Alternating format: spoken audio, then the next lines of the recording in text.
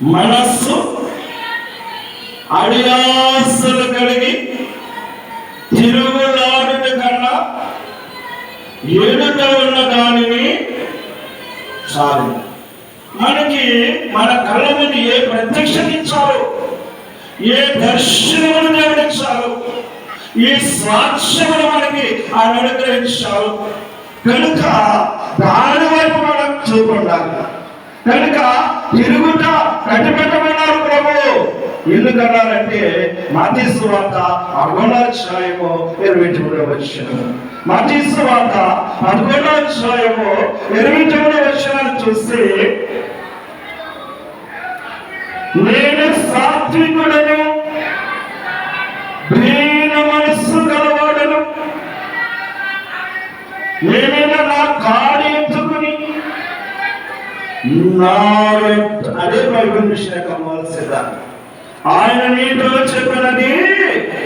మన పెద్దలందరూ మహాగుణులైన వారందరూ వారు ప్రభు మాటలు నేర్చుకున్నారు.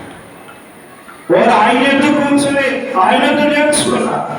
ఆ దినాల్లో బైబిల్ విషయంగా వారికి థియాలజీ లేదు, కానీ దైవజనులు చెప్పిన అనుభవం ఏంటంటే థియాలజీ ఉన్నది.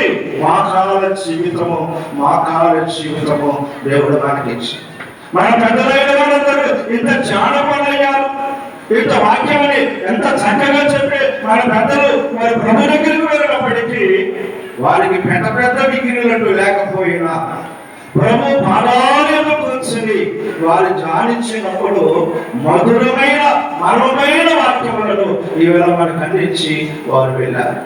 అందుకే ప్రభు ఎందుకన్నారంటే మీరు నా యొద్దకు వచ్చి నా యొద్ద నేర్చుకోండి. ఆ నేర్పడానికి ప్రభు 3 దినాలు ఇక్కడ మనల్ని ఉండనిచ్చారు దేవుడు. అందుకే విధేయత అనే హారము చాలా ప్రాముఖ్యమైనది. యేసు జీవితంలో ఒక హారము వేయబడినది. ఆ హారము ఎలాగ వేయబడిందంటే ఆయన శ్రమలలో దేవుని పట్ల విధేయత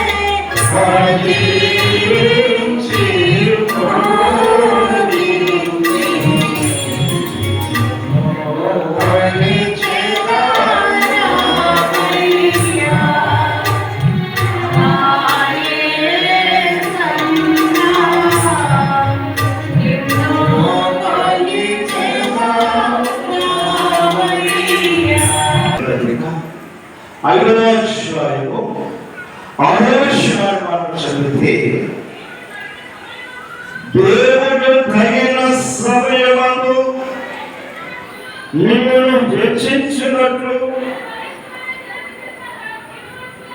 ఆయన బలిష్టమైన చేతి కింద అనగా విధేయత కలిగి ఉన్నది. ఆయన బలిష్ట తగిన కాలమున నిన్ను హెచ్చించినట్లు మా కుటుంబంలో యాజక చేసిన వారి యాజకత్వం దేని మీద డాడీ మేము చేయిస్తాం.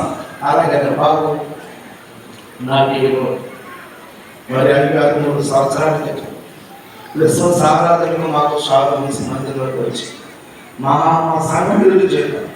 మీ అడిగారిని నేను డాక్టరేట్ చేయిస్తాను అని మాటించారు. ఆ మాటను బట్టి అడిగారు మరి మీ ఏడాది అది ఉన్నతమైన ఆ బిందు మరి ఎన్నో అడిగారు. వ్యయము వాటిది ప్రయాసం ఆయన కేవలము గ్రామం. ఎందుకంటే నేను ఆశించలేదు, అనుకున్నా ఆయన ప్రభు మీరెందుకు ఈ పరిచయలో